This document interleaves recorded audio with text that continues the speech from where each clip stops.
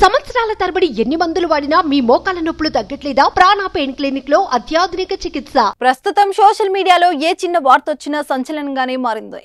అదే సెలబ్రిటీలదైతే ఇంకేముంది, ఆ రోజు అదే హైలైట్ న్యూస్ గా నిలుస్తుంది. ఇప్పుడు అలాంటి హైలైట్ వార్తల్లోనే నిలిచాడు టాలీవుడ్ యాక్టర్ రాజ్ తరుణ్. రాజ్ తరుణ్ తనను ప్రేమించి పెళ్లి చేసుకుంటానని మోసం చేశాడంటూ ఓ యువతి ఫిర్యాదు చేయడం సంచలనంగా మారింది. ఇప్పటికీ విజయాలు లేక కెరీర్ లో ఇబ్బంది పడుతున్న రాజ్ తరుణ్ మరో వివాదంలో చిక్కుకున్నారు. పర్సనల్ లైఫ్ లోనూ ఒడిదొడుకులు ఎదుర్కొంటున్నాడు.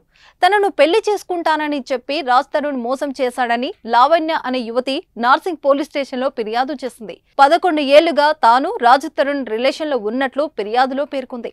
తామిద్దరం గుడిలో రహస్యంగా పెళ్లి కూడా చేసుకున్నట్లు చెప్తుంది. ఓ హీరోయిన్ తో అఫైర్ పెట్టుకుని తనను వదిలేశాడని ఆరోపిస్తుంది. రాజ్ తరుణ్ వదిలేయాలని లేదంటే చంపేస్తామని బెదిరిస్తున్నారని ఆమె కంప్లైంట్ లో రాయడం కీలకంగా మారింది. అదే కాకుండా తనను అన్యాయంగా డ్రగ్స్ కేసులో ఇరికించారని, 45 రోజులు జైల్లో ఉంచారని, కనీసం రాజ్ తరుణ్ తనను పట్టించుకోలేదని ఆవేదన వ్యక్తం చేస్తుంది.